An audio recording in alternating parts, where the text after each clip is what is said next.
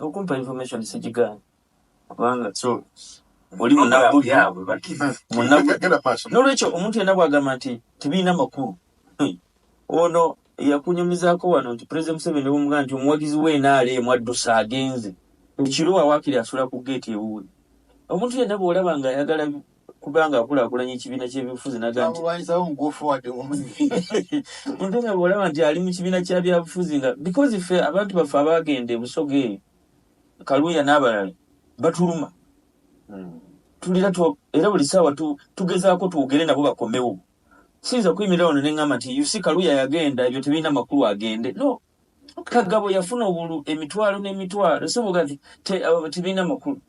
Nze mufumbiro kati ne bwaŋŋamba nti nno sule wange empewe fu nkyuke ensulawo ne bwaŋŋamba omwezi because manya alina omugaso mu politics toyinza gamba nti no you see abo tebalina makulu bibwaga nti no Mpuuga unawulira wano gundi ayogera wano n'olutamaguzi nti Masaka katundu butundu tekalina makulu. Masaka talina makulu ku opposition kati Masaka yalonda opposition yonna n'olwekyo gwe bw'ogamba nti no Masaka talina makulu eyinza oba tumanyi politics oba ebintu oba ogwamu bigulu.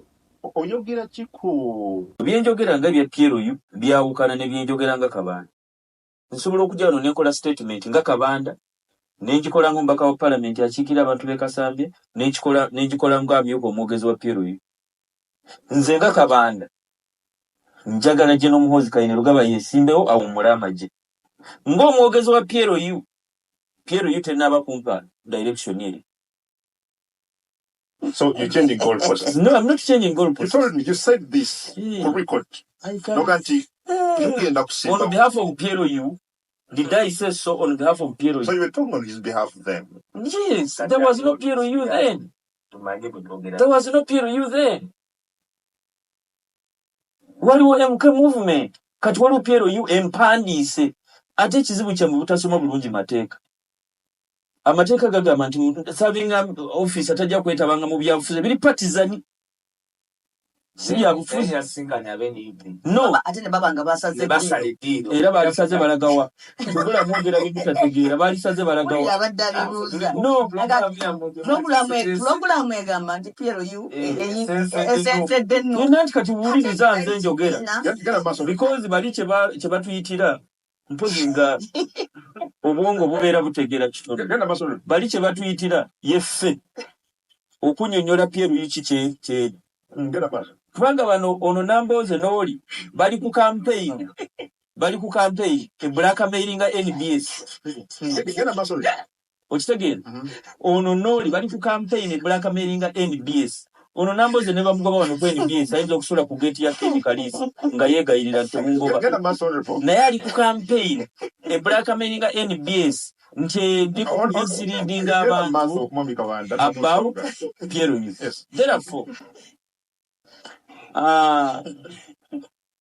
bw'otunuulira ebyobufuzi ebiri e Masaka teri muntu yenna gwe tawawaddeko mukisa.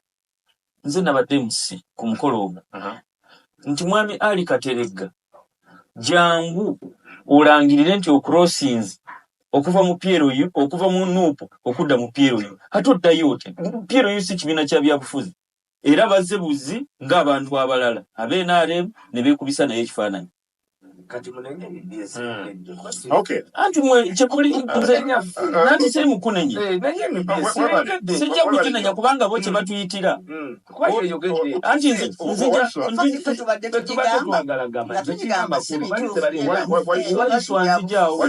NBS nza ginenya lwa nsonga.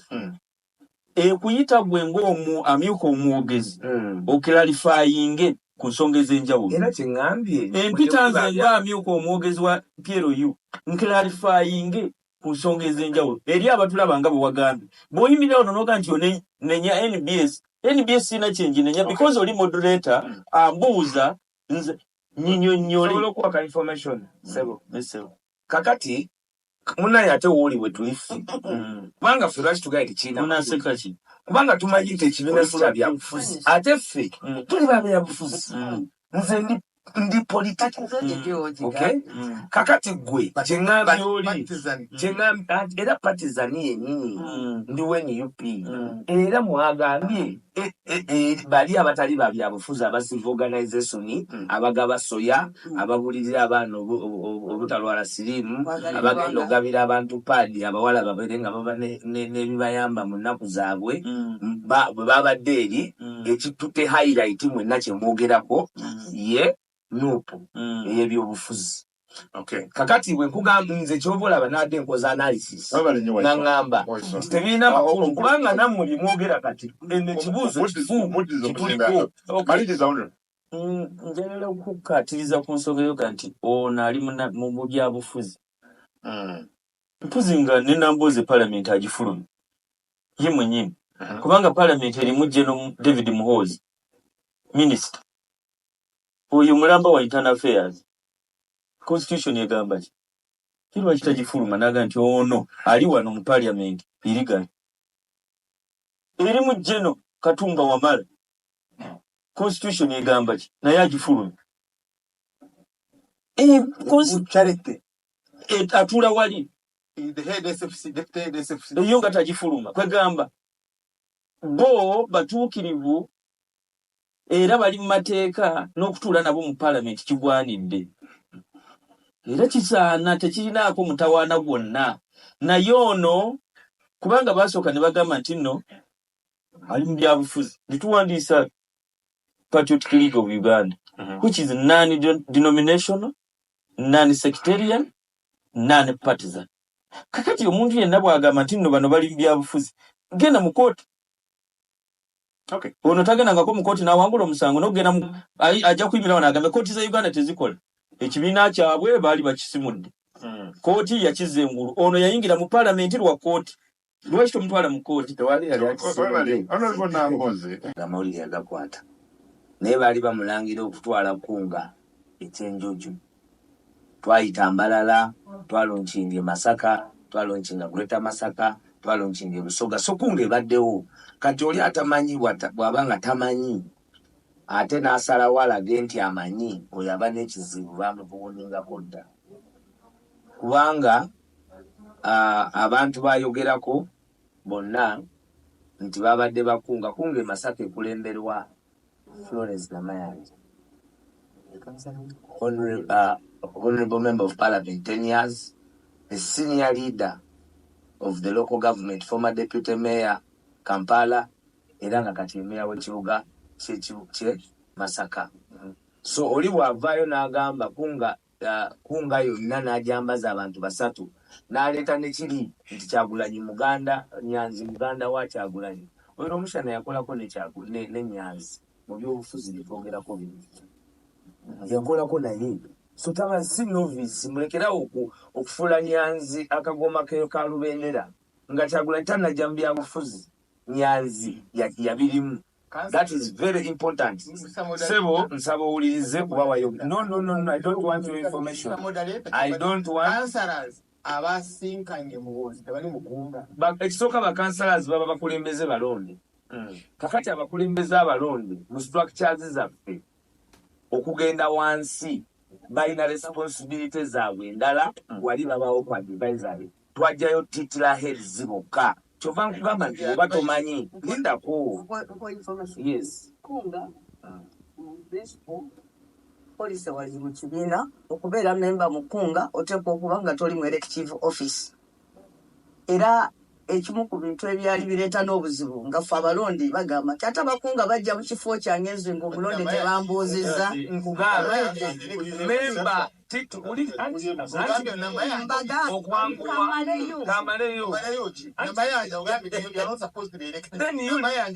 you listen. You want to listen or you don't want?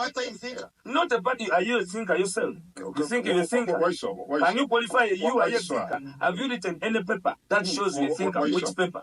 Waiswa. Which paper have you written? Tell the public. Waiswa. Don't begin to confuse people. Waiswa. Have you Romushana, written any document as a leader or an analyst? Waiswa. You know, you come here and you brag as if you are somebody. You are not. You only come here because they give you opportunity to confuse people. A former RDC, a government spy, you can't speak about opposition. Waberanga ne mundu oneri ngolege chitu.